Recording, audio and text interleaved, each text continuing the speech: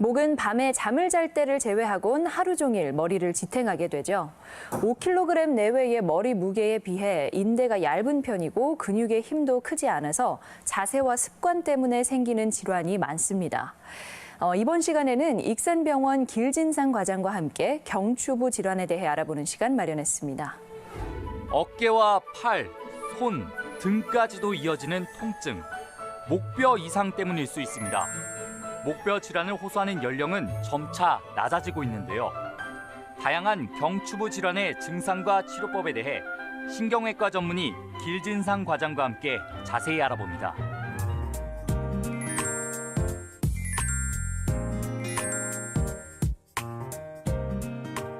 네, 안녕하세요. 안녕하세요. 예, 그 경추라고 하면은 이제 목뼈를 이야기하는 거죠. 예. 네, 목뼈에 생기는 대표적인 질환에는 어떤 것들이 있나요? 예, 경추부라고 하면 척추 전체적으로 봤을 때 목에 생길 수 있는 목 쪽의 경추, 가슴 쪽의 흉추, 허리 쪽의 요추로 나눌 수가 있는데요. 그중에 경추에 주로 생길 수 있는 질환은 경추 추간판 탈출증과 척추증성 척수병증, 그리고 후종인대 골화증 등으로 나눌 수가 있습니다.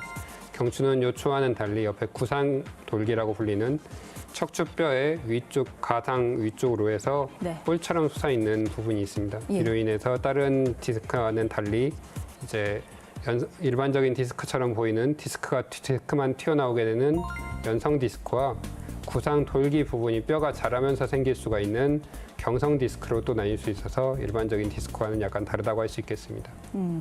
네, 이제 보면은 경추부 질환 같은 경우에는요, 원인은 목에 있어도 통증이 뭐 어깨나 팔 이렇게 다른 부위에 나타나는 경우가 있는 것 같더라고요. 허리의 병변 자체는 있지만 아프기는 엉덩이가 아파서 오시는 분도 많이 있고요. 등에 만약에 골절이 있거나 그래도 아프기는 또 엉덩이가 아파서 오시는 분이 많이 있는 것처럼 약간 밑에 쪽이 아픈 경우가 흔히 있습니다. 네.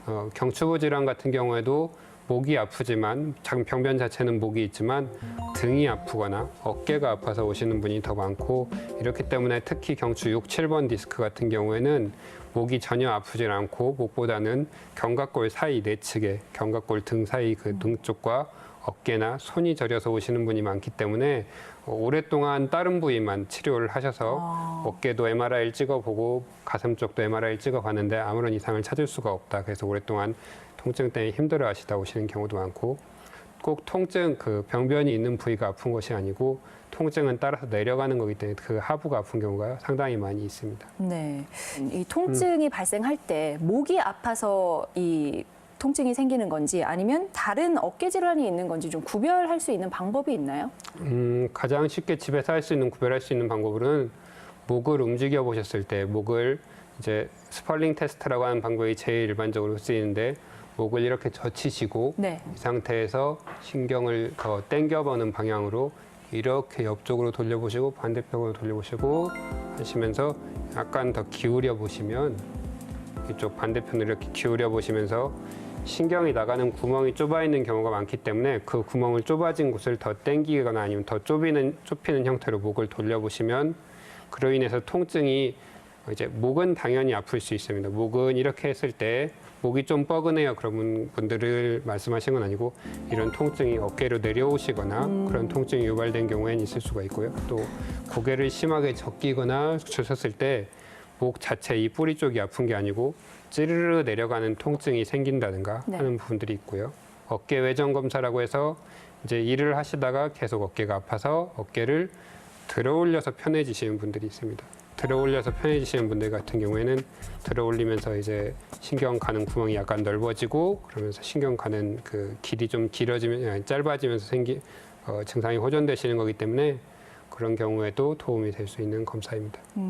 그럼 이렇게 검사를 간단히 해봤을 때 뭐 목을 젖혔을 때 어떤 통증이 좀 이렇게 밑으로 내려가는 게 느껴진다든지 하면 이제 디스크를 의심해 볼 수 있다는 건가요? 예, 상지 방사통이라고 저희가 부르는 목에서부터 시작돼서 아니면 어깨에서부터 시작돼서 쭉 내려가는 통증 같은 경우에는 이제 신경 자체가 뇌에서부터 시작돼서 줄기와 가지로 나뉠 수가 있는데, 예. 줄기 부위에서 문제가 생기는 목에서 문제가 생길 수가 있고, 또는 어깨나 팔꿈치, 손목 쪽에서도 문제가 생겨서 이렇게 쭉 내려갈 수 있습니다. 그렇다면은 문제가 있을 때는 이제 치료는 어떤 방식으로 진행되나요? 디스크의 치료는 요추도 그렇지만 경추도 첫 번째는 약물 치료와 그리고 환자가 무리하지 않도록 안정을 취하고 그러면서 물리치료를 하면서 보존적인 치료를 하는 게 첫 번째고요.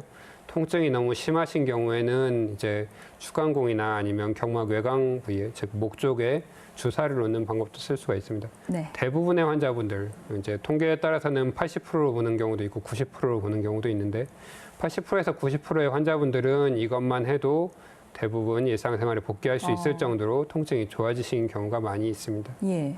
그러면 반대로 나머지 10%는 수술이 필요하다 이런 말이 되나요? 저희 과에 오셨던 환자분 같은 경우에는 42세 남자 환자분이시고 등의 통증이 굉장히 심하고 어깨로 내려가는 통증을 심하게 호소하셔서 잠을 못 주무셔서 오신 분인데요.